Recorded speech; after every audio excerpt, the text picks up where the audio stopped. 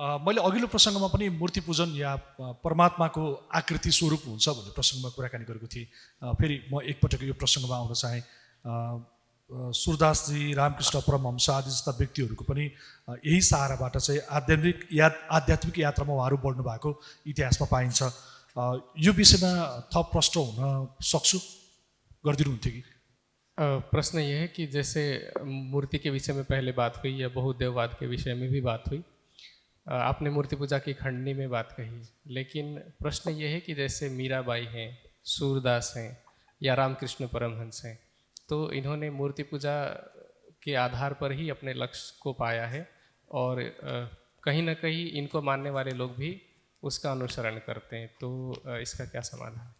देखिए, मुझे कितने मिनट है इस पर थोड़ा आप ले सकते हैं। देखिए, ऐसा है, चारों वेदों में मूर्ति पूजा का कोई उल्लेख नहीं है, क्योंकि परमात्मा साकार और निराकार दोनों से परे है। निराकार प्रकृति से साकार जगत प्रकट होता है। मूर्तियाँ क्या हैं? ये जितनी मानव आकृति दिख रही है, ये भी तो मूर्तियाँ हैं। उपनिषद में कहा गया है, एको देव सर्वभूतेषु गूढ़ः सर्वव्यापी सर्वभूतांतरात्मा। हर प्राणी के हृदय मंदिर में परमात्मा है। उपनिषद में कहा गया कि यो आत्मन तिष्ठत अंतरो यम आत्मा न वेद। आत्मा के अंदर अंतर्यामी रूप से परमात्मा है। गीता में श्री कृष्ण ने सरल शब्दों में कहा है, ईश्वर सर्वभूतानां हृदय से तिष्ठत अर्जुन। परमात्मा सबके हृदय मंदिर में है। परमात्मा ने तो सबके हृदय में अपना मंदिर स्वाभाविक रूप से बना रखा है। मनुष्य कहता है, परमात्मा मुझे क्या तू बनाएगा, हम तुझे को बनाएंगे, तुमको हम खिलाएंगे और हम ताला बंद कर देंगे, तो जब तक हम नहीं चाहेंगे तुम बाहर भी नहीं निकल सकते। तो ये मूर्ति पूजा की जो अवधारणा है वेद विरुद्ध है, उपनिषदों के विरुद्ध है, कहीं इसका उल्लेख नहीं है। तो जो परमात्मा साकार निराकार से परे त्रिगुणातीत है, उसको जड़ पदार्थ का रूप दे देना कि ये परमात्मा है। महापुरुषों की मूर्ति बनाई जाती है। आप महापुरुषों की मूर्ति को बनाइए, चित्र बनाइए, घरों में रखिए, राम की बनाइए, हनुमान की बनाइए, गणेश की बनाइए। महापुरुष हैं, हमारी सृष्टि के महानतम पुरुष हैं।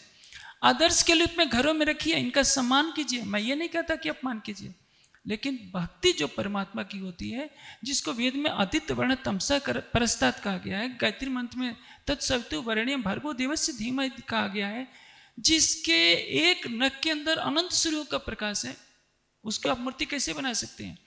पूर्णस्य आवाहनम कुत्र, जो सर्वत्र पूर्ण है उसका आवाहन कैसे करेंगे? आज प्राण प्रतिष्ठा डाली जाती है। जो सबको प्राण देता है, सबके जीवन का आधार है, आप उसी में प्राण डालने लगे, तो उसी मंत्र को बोलकर मरे हुए को जिंदा क्यों नहीं कर लेते? ये सारी वेद विरुद्ध मान्यताएं हैं। वेदों के ज्ञान न रहने से अंत परंपराएं चली गई हैं। इसलिए अब जैसे ये मीराबाई की बात आती है, चैतन्य महाप्रभु की बात है, रामकृष्ण परमहंस की बात आती है, तो देखिए ये भावलीन योगी थे। भावलीन का अर्थ क्या होता है? भावों में डूब जाना।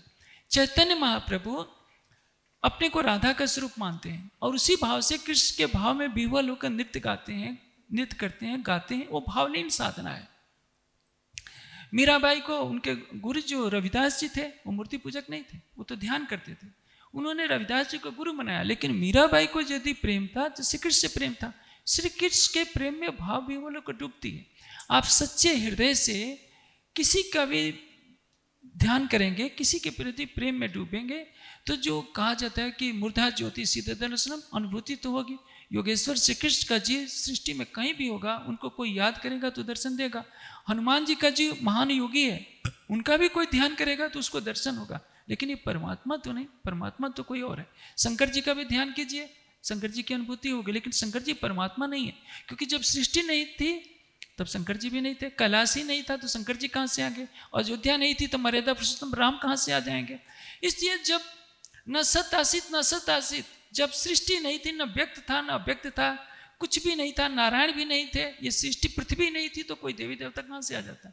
इसलिए जो अनादि परमात्मा है, अनंत प्रकाश का स्वरूप है, वेद का यही कथन है। वो साकार निराकार दोनों से परे है। उसकी न मूर्ति बनाई जा सकती है। हाँ, महापुरुषों की मूर्ति बनाई जाती है, उनको आदर्श मानकर उनके गुणों की पूजा करनी चाहिए, उनके चित्रों को घरों में रखना चाहिए।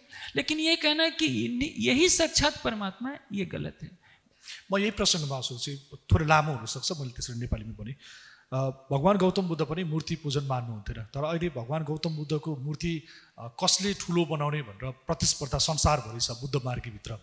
पछिल्लो समय सायद 35-38 वर्ष भयो होला ओशो रजनीशको देहान्त भएको। ओशो रजनीश पनि मूर्ति पूजा मान्नुहुन्थेन, तर अहिले ओशोको फोटो नै सबैभन्दा महँगोमा बेच्ने कम्पिटिसन चलिराखेको छ। यो कसरी क्षयीकरण हुँदै आउँछ, यस्तो संस्कारहरू चाहिँ कसरी यो स्थापित हुँदै आउँदो रहेछ, यसको केही उदाहरण कसरी स्थापित हुँदै आउँदो रहेछ यो? गौतम बुद्ध स्वयं मूर्ति पूजक नहीं थे, लेकिन आज सबसे बड़ी प्रतिस्पर्धा इस बात की है कि कौन गौतम बुद्ध की सबसे बड़ी मूर्ति बनाता है। इसी तरह से ओशो स्वयं मूर्ति पूजा के खंडन करते थे, लेकिन आज ओशो की फ़ोटो सबसे महंगी बिकने वाली फ़ोटो में से, मतलब उनके अनुयायी भी फ़ोटो वगैरह रखते हैं। तो ये जो संस्कार है वो कहाँ से आते हैं?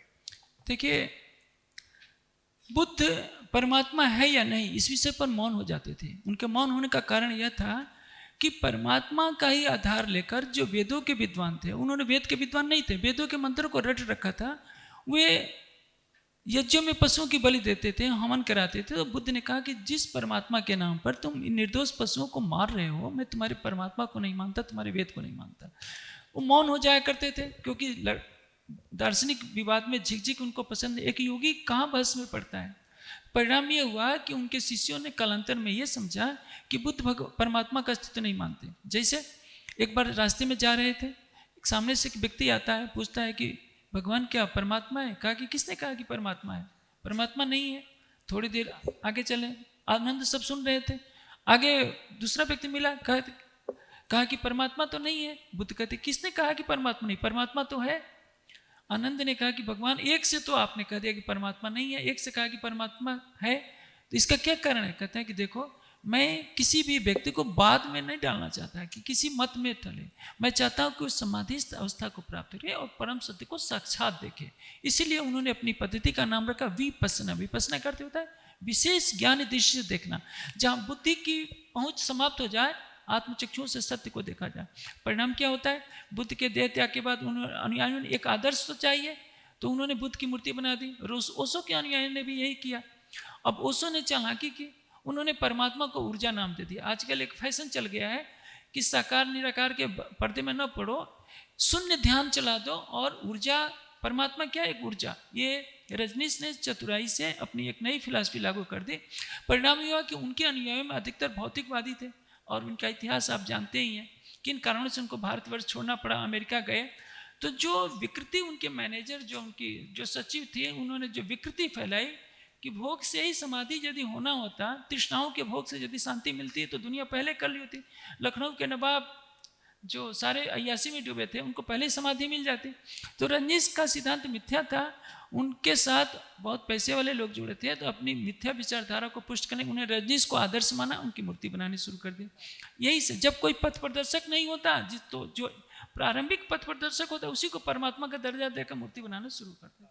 अधिक जानकारी हेतु हमारी वेबसाइट www.spjin.org पर आएं और हमारे YouTube चैनल को सब्सक्राइब करें। धन्यवाद।